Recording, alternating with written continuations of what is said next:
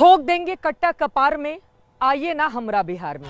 और भाजपा का चुनावी एजेंडा न्यूज चैनल्स पर लोगों ने आना कम कर दिया है। दोस्तों बहुत बहुत स्वागत करता हूं आप सभी का।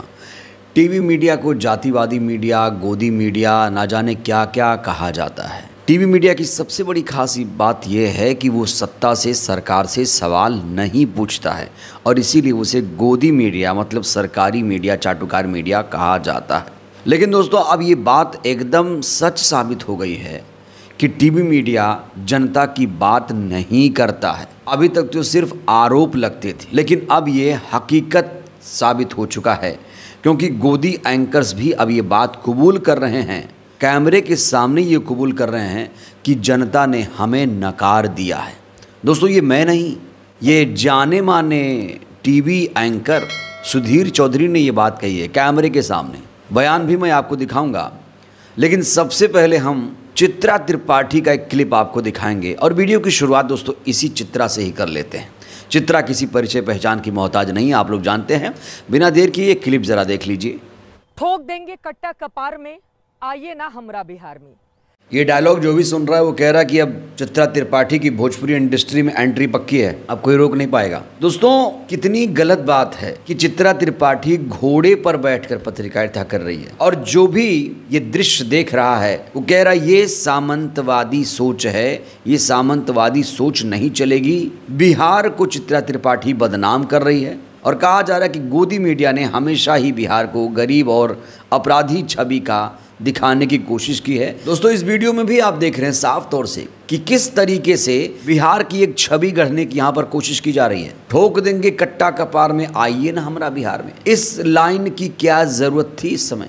ठोक देंगे कट्टा कपार में, आइए ना हमरा बिहार में। सरकार थी तो यहाँ पर न्याय नहीं मिलता था, अब कम से कम अपराधी जेल तो जा रहा है। अपराधी के नाम पर चूहा ना जेल जा रहा है। ये तस्वीर देखिएगा, मतलब पुल बने तो नीतीश बाबू, चूहा, और पुल ढहे तो चूहा बाबू, बांध बने तो नीतीश बाबू, बांध ढहे तो चूहा बाबू, शराब पकड़ाए तो नीतीश बाबू, और शराब कोई पी जाए 90 लाख लीटर तो चूहा बाबू।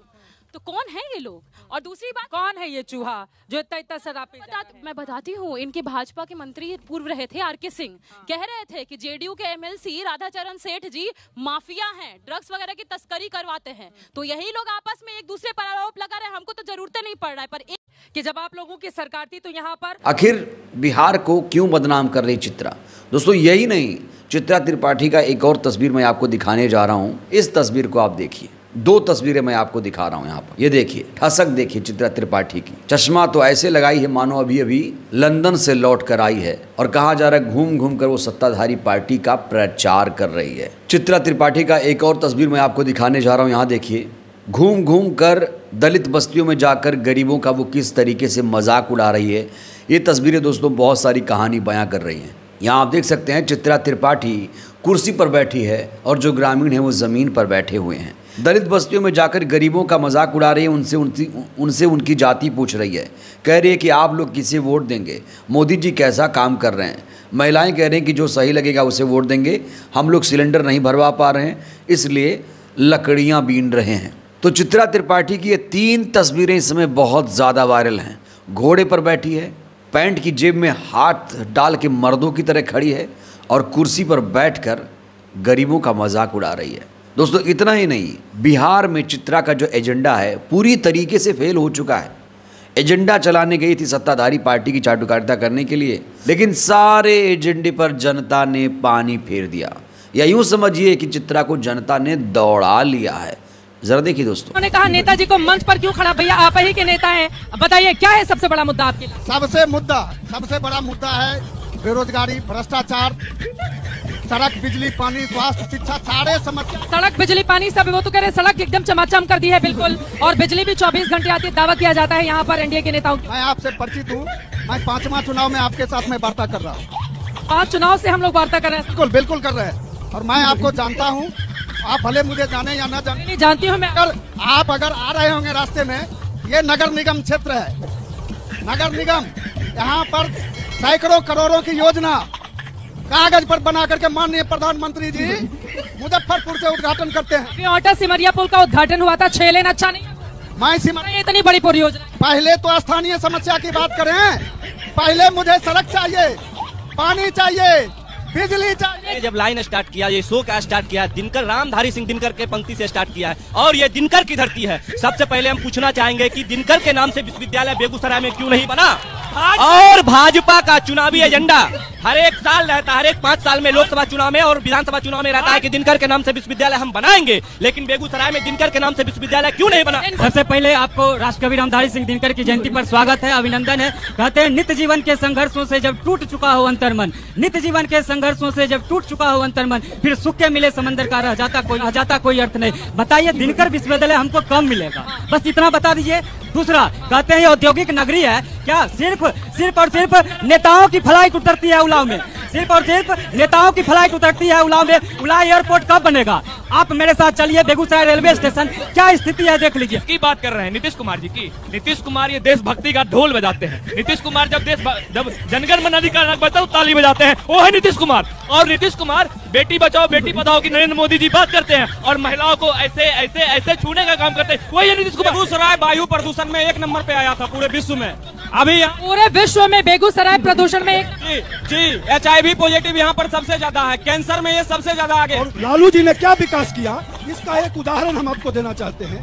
बेगूसराय में तेघड़ा अनुमंडल, मंझौल अनुमंडल, बखरी अनुमंडल, बलिया अनुमंडल, प्रखंड का बात करते हैं मैडम तो डंडारी प्रखंड, बीरपुर प्रखंड, मंसूरचक प्रखंड, सामहो प्रखंड, गढ़पुरा प्रखंड, छौराही, ये तमाम विकास का जो आयाम है हमारे आदरणीय नेता गरीबों के मसीहा श्री लालू प्रसाद यादव जी ने। तो ये एक बहुत बड़ी वजह है कि गोदी मीडिया आखिर खत्म क्यों हो रहा है, उसका वजूद क्यों मिट रहा है।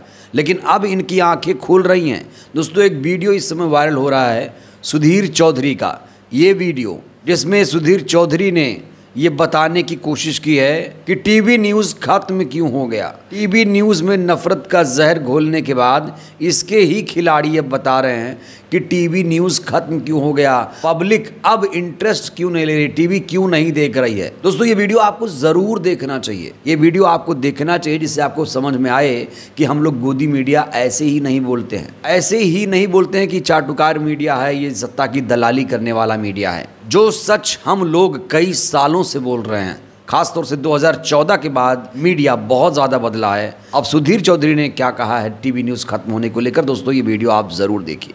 न्यूज चैनल्स पर लोगों ने आना कम कर दिया है। आज अगर आप टोटल टीवी यूनिवर्स को अगर आप देखें तो उसमें से 10% से भी कम लोग न्यूज़ देखते हैं। बाकी के सारे लोग या तो एंटरटेनमेंट देख रहे हैं, सीरियल्स देख रहे हैं, फिल्म देख रहे हैं, म्यूजिक देख रहे हैं या स्पोर्ट्स देख रहे हैं, लेकिन न्यूज़ नहीं देख रहे हैं। उसका सबसे बड़ा कारण क्या है? उसका कारण यह है कि न्यूज़ चैनल्स लोगों के साथ डिस्कनेक्ट हो गए। लोग जो आपस में बात करते हैं बाहर, वो बातें कभी न्यूज़ चैनल पर नहीं आती, वो बातें आपके कभी डिबेट शोज में नहीं आती। एक आम हिंदुस्तानी की जो समस्याएं हैं, उसके बच्चे को स्कूल में एडमिशन नहीं मिल रहा है, आपको रोड्स अच्छी नहीं मिल रही हैं, आपके शहर में बार बार बाढ़ आ जाती है, आपके यहाँ ड्रेनेज सिस्टम अच्छा नहीं है, आप बीमार पड़ रहे हैं क्योंकि पॉल्यूशन है, इलाज बहुत महंगा हो रहा है। इस प्रकार की जितनी भी समस्याएं हैं वो आप कभी भी न्यूज़ चैनल में नहीं देखेंगे। तो कई बार ऐसा लगता है कि फिर न्यूज़ चैनल दिखा क्या रहे हैं? सो न्यूज़ चैनल सिर्फ वो दिखा रहे हैं एक ऐसी कंट्रोवर्सी जो आम लोगों के जीवन से जिसका कोई मतलब नहीं है। आप डिबेट शोज देख लीजिए, शाम को जो डिबेट शोज होते हैं 99% सिर्फ पॉलिटिक्स के बारे में होते हैं। हाँ। इस नेता ने ये कह दिया, इस नेता ने ये कह दिया, अब यहाँ चुनाव ये हो गया, इस पर ये कंट्रोवर्सी हो गई, इसका अपमान हो गया। इससे आम आदमी को क्या मतलब है? लेकिन रेटिंग उसी की आती है।